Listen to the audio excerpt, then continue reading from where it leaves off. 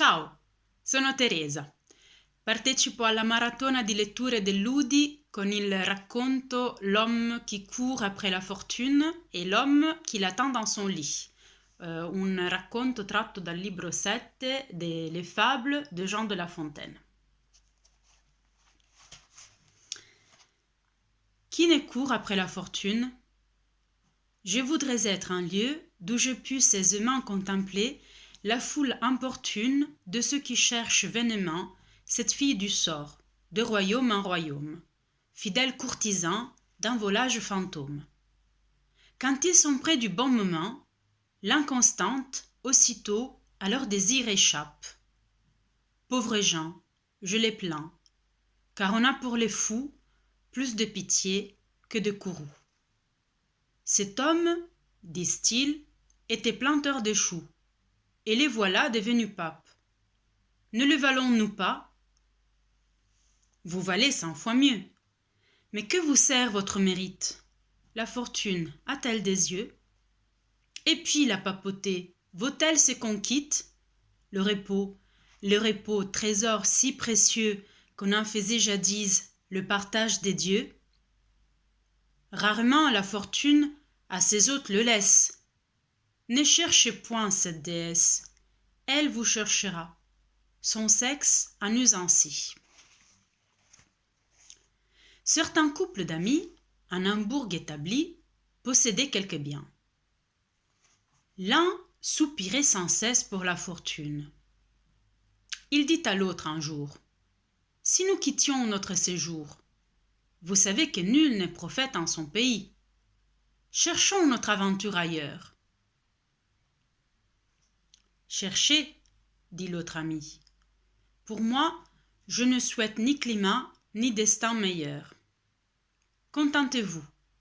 Suivez votre humeur inquiète. Vous reviendrez bientôt. J'ai fait vœu, cependant, de dormir, en vous attendant. L'ambitieux, ou si l'on veut, l'avare, s'en va par voie et par chemin. Il arriva le lendemain en un lieu que devait la déesse bizarre fréquenter sur tout autre. Et ce lieu, c'est la cour. Là donc, pour quelque temps, il fixe son séjour, se trouvant au coucher, au lever, à ces heures que l'on sait être les meilleures, bref, se trouvant à tout et n'arrivant à rien. « Qu'est-ce ceci ?» se dit-il. « Cherchons ailleurs du bien. La fortune pourtant habite ses demeures. Je la vois tous les jours entrer chez celui-ci, chez celui-là. D'où vient qu'aussi je ne puis héberger cette capricieuse?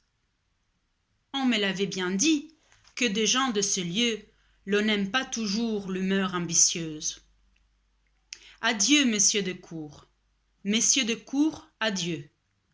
Suivez jusqu'au bout une ombre qui vous flatte. La fortune a, dit-on, des temples à Surate. Allons là. Ce fut temps de dire et de s'embarquer. Âme de bronze, humain, celui-là fut sans doute armé de diamants qui tenta cette route, et le premier osa l'abîme défier.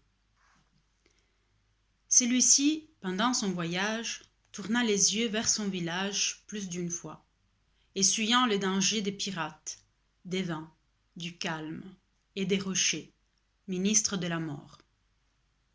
Avec beaucoup de peine, on s'en va la chercher en des rives lointaines, la trouvant assez tôt, sans quitter la maison. L'homme arrive au Mogol.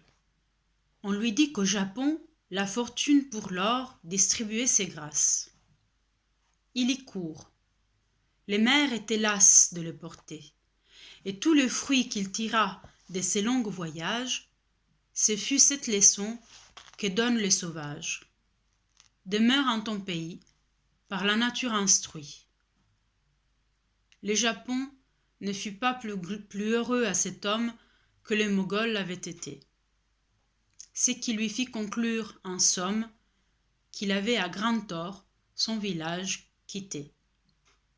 Il renonce aux courses ingrates, revient en son pays, voit de loin ses pénates, pleure de joie et dit heureux qui vit chez soi, de régler ses désirs, faisant tout son emploi.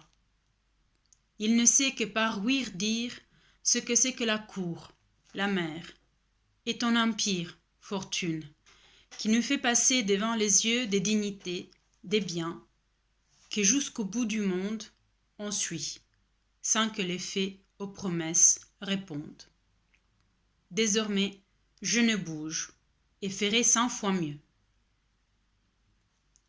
En raisonnant de cette sorte, et contre la fortune ayant pris ses conseils, il la trouve assise à la porte de son ami, plongé dans un profond sommeil.